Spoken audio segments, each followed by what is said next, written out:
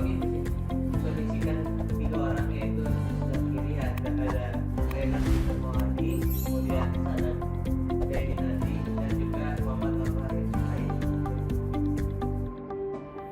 Permasalahan yang ada dalam perusahaan kami yaitu dalam perusahaan ini masih digunakan manual, ya, dengan menggunakan worksheet, yang dimana hal ini tidak terintegrasi dengan sistem yang baik, yang menyebabkan ketidakakuratan data, lalu kesalahan informasi, dan juga kesulitan dalam memantau kesediaan secara real time.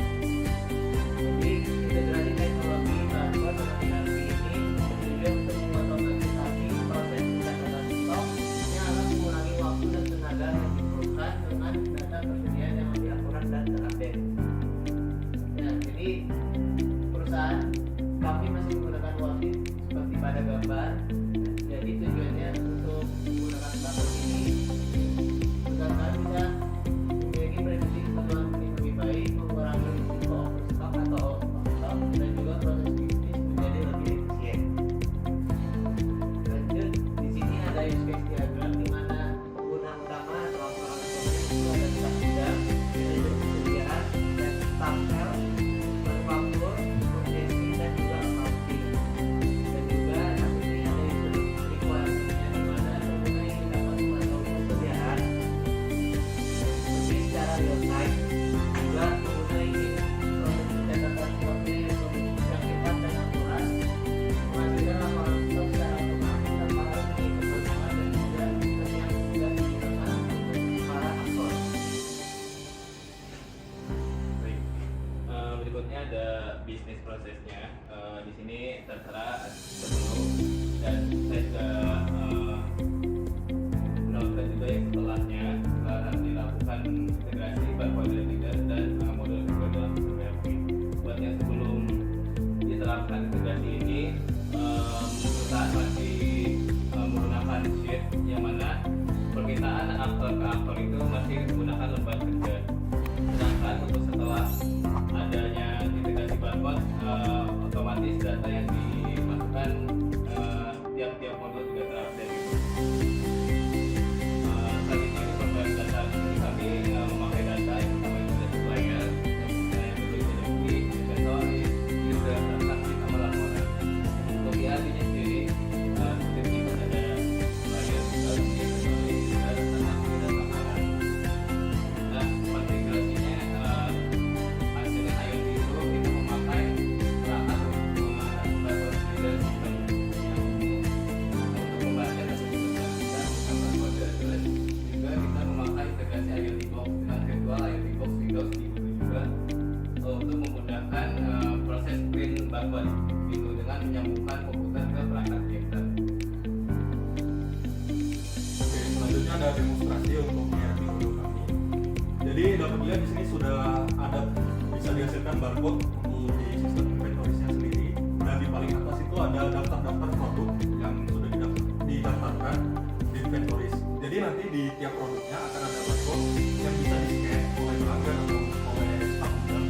Dimana kalau staf gudang untuk scan barcode tersebut nanti bisa untuk mengupdate inventory dan jumlah stok yang ada di gudang.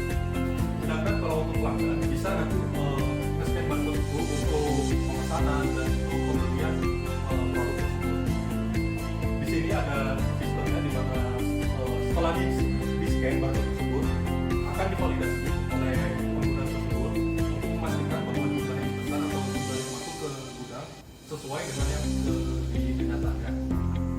Lalu di sini juga ada dashboardnya dan untuk sistem pelaporan berapa jumlah barang yang masuk dan barang yang keluar.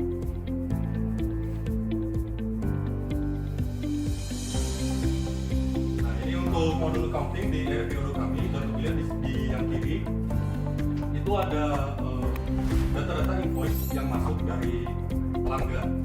Jadi di sini ada dilaporkan berapa invoice yang masuk, berapa jumlahnya, dan apakah sudah dibayar.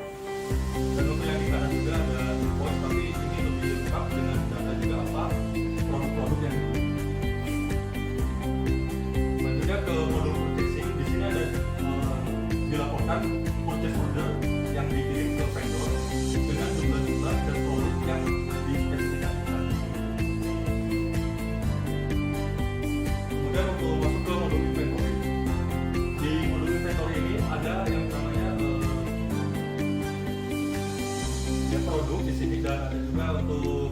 dan barang keluar. Jadi untuk tiap barang masuk dan barang keluar akan dilaporkan dan masuk ke sistem pelaporan.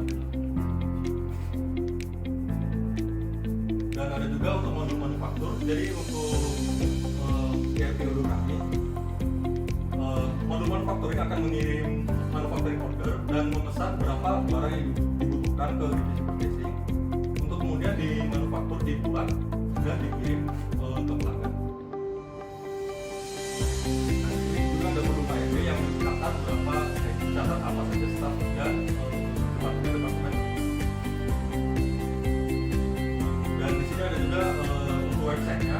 Jadi di sini pelanggan bisa melihat produk-produk apa saja yang sudah ada di website dan bisa dibeli, dan ada juga harga-harga yang digabungkan. Nah ini untuk modul IoT box-nya. Jadi di sini dapat lihat untuk perangkat yang sudah terhubung, yaitu ada fax dan desktop yang bisa digunakan untuk nanti memprint barcode yang bisa digunakan untuk di-scan. Ini untuk tampilan barcode-nya, dan ini untuk barcode-nya ketika di-scan nanti akan terlihat di sistem pengundangannya akan seperti ini. Jadi ada yang masuk, ada yang keluar, dan ada yang untuk dimanufaktur. Oke, baik, sekian dari kelompok kami. Mohon maaf bila ada kesalahan. Terima kasih. Wassalamualaikum warahmatullahi wabarakatuh.